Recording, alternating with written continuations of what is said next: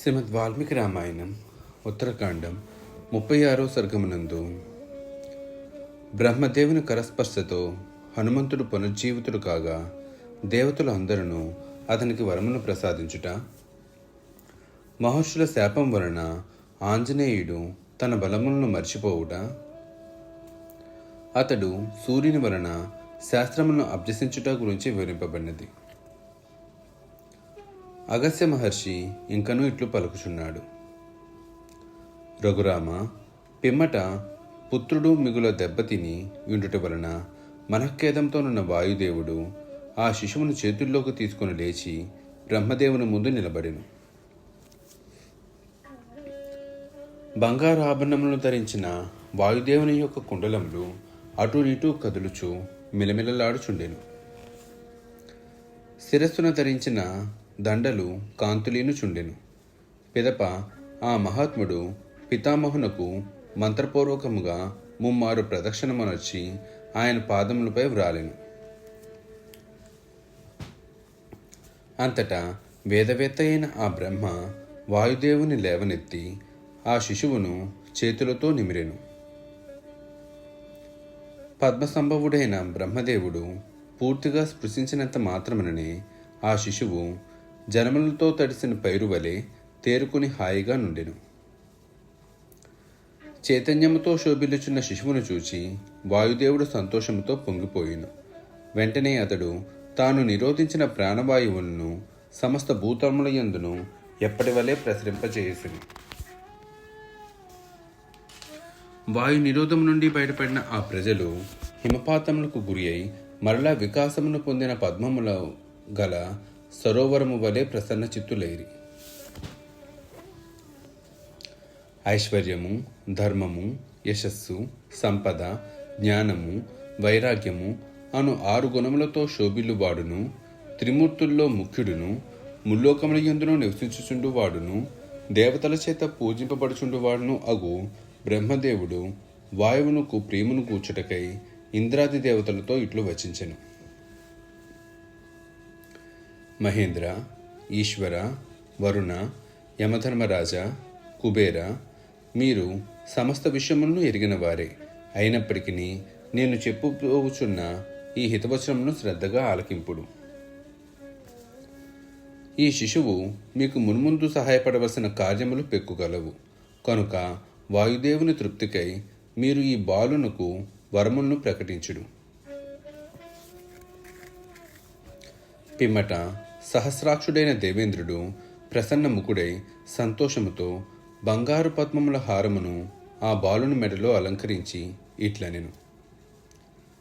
నా చేతి వజ్రాయుధం యొక్క దెబ్బకు ఇతని హనువు గురి అయినది.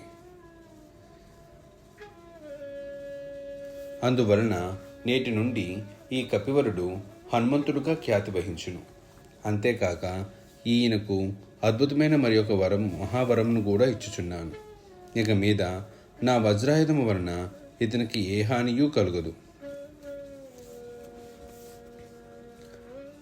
పిమ్మట చీకట్లను పారద్రోలినట్టి సూర్యభగవానుడు ఇట్లు వచించెను. నా తేజస్సులోని 100వ భాగమును ఇతనికి ప్రసాదించుచున్నాను. ఇతడు శాస్త్రములను అభ్యసింపదగిన వయస్సువాడైనప్పుడు నేను ఇతనికి సకల శాస్త్రార్థముల జ్ఞానమును కల్పించగలను. తత్ప్రభావమున ఇతడు వాక్చితుడు కాగలడు. శాస్త్రజ్ఞానమునందు ఇతనితో సరితూగలవాడు మరి ఒకడు ఉండడు. పిమ్మట వరుణదేవుడు ఈ బాలుకునకు నా పాశము వలన గాని జలము వలన గాని లక్షల కొలది సంవత్సరముల వరకు మృత్యుభయము ఉండుకుండునట్లు వరమును ప్రసాదించుచున్నాను అని పలికెను. తదుపరి యముడు సంతోషముతో ఇట్లనెను. నా దండము వలన ఇతనికి మృత్యువు కలగదు. ఇతడు ఎల్లప్పుడూ ఆరోగ్య భాగ్యములతో వర్ధిల్లుచుండును. యుద్ధమునందు ఇతడు విషాదగ్రస్తుడు కాడు అను ఈ వరములను ఇచ్చుచున్నాను. అనంతరము ఒక కన్ను పచ్చదనమును కలిగి ఉన్న వరప్రదుడకు కుబేరుడు సమరమునందు నా ఈ గద ఇతనికి ఎట్టి ఆపదను కలిగింపదు అని పలికెను. పిదప శంకరుడు నా వలన గాని శూల పాశుపతాస్త్రాది నా ఆయుధముల వలన గాని ఇతడు వజ్రుడు కాడు అని పలుకుచు ఒక గొప్ప వరమును ప్రసాదించెను. తదుపరి మహాత్ముడైన బ్రహ్మ ఇతడు సమస్త బ్రహ్మదండముల చేతను వజ్రుడు కాడు, దీర్ఘాయువగును అని పలికెను. శిల్పుల్లో అగ్రగణ్యుడు మిగుల ప్రతిభాశాలి అయిన విశ్వకర్మ బాలసూర్యుని వలె బాసిల్లుచున్న ఆ బాలకును చూచి, నేను నిర్మించిన దివ్యాస్త్రములు అన్నీయును రణమునందు ఇతన్ని వధింపజాలవు, ఇతడు చిరంజీవి అగును అనుచు ఒక వరమును ప్రసాదించెను. ఈ విధముగా ప్రముఖ దేవతలు అందరూ మారుతికి ఆయా దివ్యవరములను అనుగ్రహించిన పిమ్మట జగద్గురువైన బ్రహ్మదేవుడు సంతుష్టుడే వాయుదేవునితో ఇట్లు పలికెను. మహాబల, నీ కుమారుడైన మారుతి శత్రువులను గడగడలాడింపగలడు, మిత్రులకు అభయప్రదాత యగును, యుద్ధముల్లో శత్రువులకు అజేయుడే వర్ధిల్లును. ఇతడు తాను కోరుకున్న రూపములను పొందగలడు. ఇష్టానుసారముగా అంతటను తీవ్రగతితో మందగతితో సంచరింపగలడు. వానరుల్లో శ్రేష్ఠుడగును. ఇతని గమనమునకు తిరుగుండదు. ఇతడు చిరస్థిర కీర్తితో వర్ధిల్లగలడు. యుద్ధమునందు ఇతడునర్చడి వీరోచితములైన సాహసాద అద్భుత కృత్యములన్నీను రావణ సంహారమునకు కారకములు అగును. అవి రామునకు ప్రియమును గూర్చును, లోకములకు రోమాంచనమును సంతోషమును కలిగించును. బ్రహ్మదేవుడు ఇట్లు అనుగ్రహవచనములను పలికిన పిమ్మట దేవతలు అందరూ ఆ పితామహునితో కూడి వాయుదేవుని వీడ్కొని తమ తమ స్థావరములకు వెళ్ళిపోయిరి. పిమ్మట వాయుదేవుడును తన సుతుడగు హనుమంతుని తీసుకొని అంజనాదేవి కడకు వచ్చెను.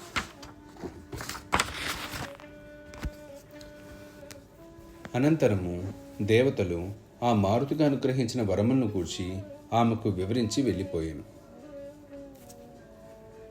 రామ, ఈ విధముగా పెక్కు వరములను పొందిన మారుతి తత్ప్రభావమును సహజములైన బలపరాక్రమములను సముద్రుని వలె తనలో నింపుకొనెను. అంతటా బలసంపదలు తనలో నిండారగా ఆ వానర పుంగవుడు ఋషీశ్వరుల ఆశ్రమముల యందు నిర్భయముగా ఉపద్రవములను సృష్టింపసాగాను.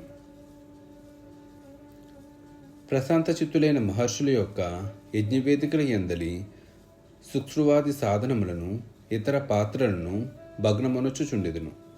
అగ్నిహోత్రములను ఆర్పివేయుచుండెను. వారి యొక్క వల్కములను అజినములను చింపివేయుచుండెను. బ్రహ్మదేవుని వరప్రభావమున సమస్త బ్రహ్మదండములకు అవధ్యుడును బలశాలియు అగు ఆ హనుమంతుడు ఆ విధముగా చిలిపి చేష్టలు చేయసాగాను. ఆంజనేయుడు బ్రహ్మాది దేవతల వలన గొప్ప శక్తి సంపన్నుడైనట్లు ఎరింగి మహర్షులు అతని అల్లరి పనులను ఓర్చుకొనుచుండిరి. వానరశ్రేష్ఠుడైన కేసరియు వాయుదేవుడును ఎంతగా వారించుచున్నను ఆంజనేయుడు తన చిలిపి చేష్టలను మానకుండెను. రఘువర, భృగు, అంగిరస వంశజులైన మహర్షులు మారుతి యొక్క ఆగడములకు మిగుల క్రుద్ధులేరి. కాని వారు సహజముగా సహనశీలులగుట వలన పెద్దగా కోపమునకు లోను కాక హాని కలిగింపలేక విధిలేని స్థితిలో అతన్ని ఇట్లు శపించిరి. కపివర, వరప్రభావాది బలములను చూచుకొని మమ్ము బాధించుచున్నావు. నీవు ఆ బలములను దీర్ఘకాలము వరకు మరిచిపోవుదువు. ఇది మా శాపము. ఇతరులు ఎవరైనను నీ బలపరాక్రమములను నీ పేరు ప్రతిష్టలను నీ ముందు ప్రస్తావించినచో అవి నీకు గుర్తుకు వచ్చును. అప్పుడు నీ శక్తి సామర్థ్యములు నీకు తెలియవచ్చును. ఆ మహర్షుల శాపవచనముల ప్రభావమున అతడు తన శక్తి సామర్థ్యములను మర్చిపోయాను. అనంతరము మారుతి ఆ ఆశ్రమము యందు ముదువర్తనతో మొదలు కొనసాగాను.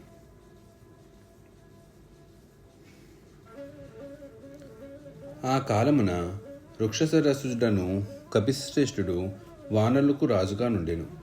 అతడు సూర్యుని వలె మహా తేజస్వి, వాలి సుగ్రీవులకు తండ్రి. వానరకోటికి ప్రభువైన కపిశ్రేష్ఠుడగు ఆ వృక్షరజసుడు చిరకాలము రాజ్యపాలనమనొచ్చి కడకు కాలధర్మము చెందెను. మంత్రాంగమున ఆరుతేరిన వానర సచివులు అతని మరణాంతరము అతని పెద్ద కుమారుడు వాలిని వానరులకు రాజునుగా పట్టాభిషక్తుని గావించిరి. అట్లే వాలి స్థానమున సుగ్రీవుని యువరాజును చేసిరి. వాయువునకు అగ్నితో వలె హనుమంతునకు సుగ్రీవునితో బాల్యము నుండి సఖ్యము కలదు. వారి మైత్రి పొరపచ్చములు లేనిది, ప్రగాఢమైనది. రామ, వాలి సుగ్రీవుల మధ్య వైరము ఏర్పడినప్పుడు భృగువు మొదలగు మహర్షుల శాప కారణముగా ఇతనికి తన బలములను గూర్చి తెలియరాకుండెను.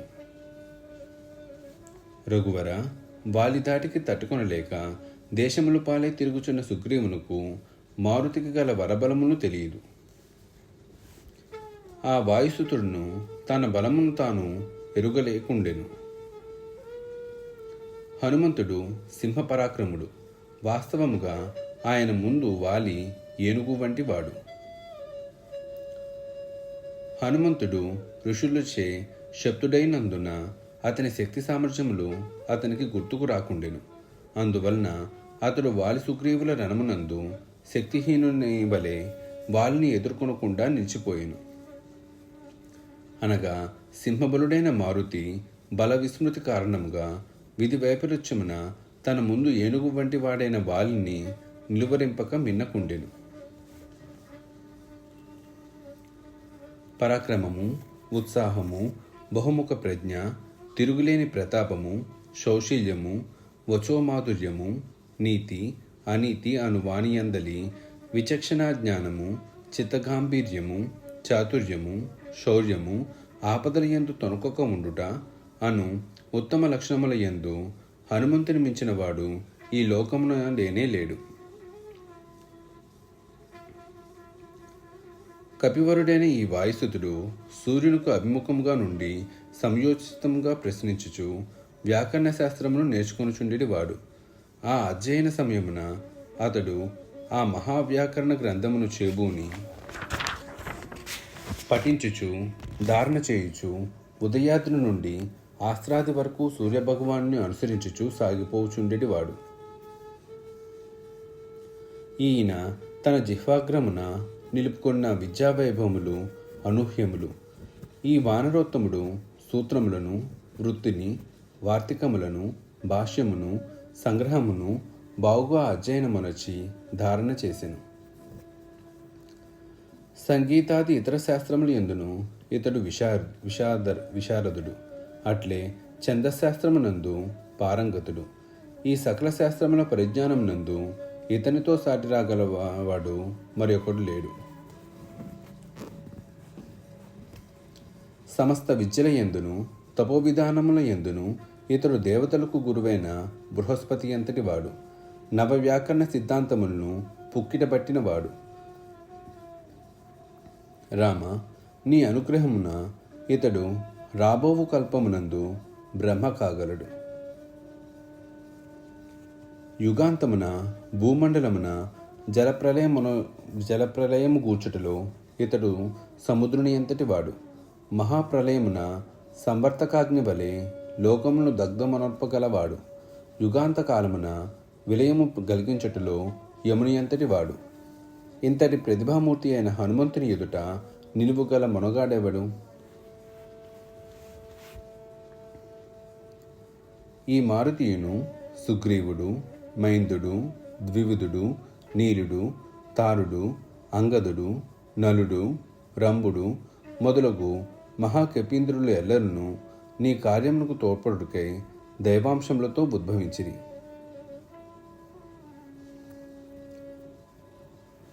రామచంద్ర ప్రభు, నీవు అడిగిన ప్రశ్నలకు సమాధానముగా ఈ విషయములన్నిటినీ వివరించి తిని. బాల్యమున హనుమంతుడు అనొచ్చిన అద్భుత కృత్యములను అన్నిటినీ తెలిపి తిని.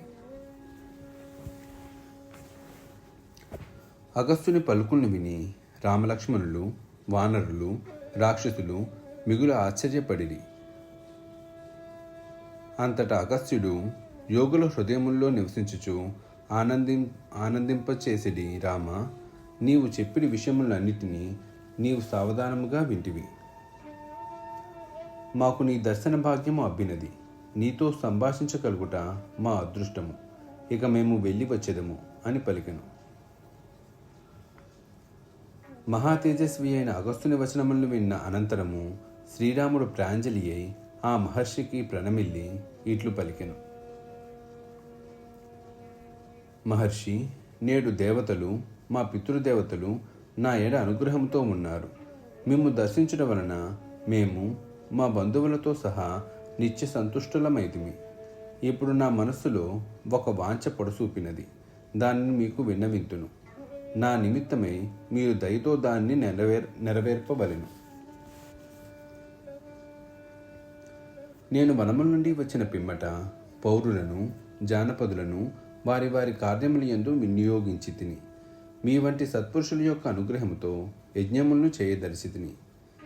మహాతపశక్తి సంపన్నులు, లోకపూజ్యులు అయిన మీరు సదస్సులై నా యజ్ఞ విధులను పర్యవేక్షించుచు అనుక్షణము మమ్ము అనుగ్రహించుచుండవలెను. తపప్రభావముచే పరమ పునీతులైన మిమ్మల్ని ఆశ్రయించి యజ్ఞములను నిర్వహించెదను. ఆ విధముగా మా పితృదేవతల అనుగ్రహమును నోచుకొని మిగుల సంతుష్టునయ్యెదను. నేను ఆచరింపనున్న యజ్ఞములకు ప్రారంభ సమయముల యందే ఎల్లప్పుడూ మీరందరూ కూడి విచ్చేయవలసినదిగా నా ప్రార్థన.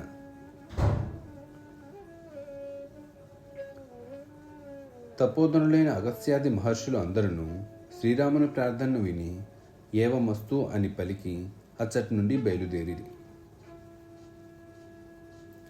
ఇట్లు పలికి శ్రీరాముని వీడ్కొని మహర్షులు అందరూ తమ తమ స్థానములకు వెళ్ళిపోయిరి. రాఘవుడు విస్మితుడై యాగరూప ప్రయోజనములను గూర్చియే ఆలోచింపసాగాను. సూర్యుడు అస్తమించుచుండగా ఆ పురుషోత్తముడు తోడి రాజులను, వానరులను పంపించి వేసి యథావిధిగా సంజోపాసన గావించెను. రాత్రి అగుటతో ఆ ప్రభువు అంతఃపురమున ప్రవేశించెను.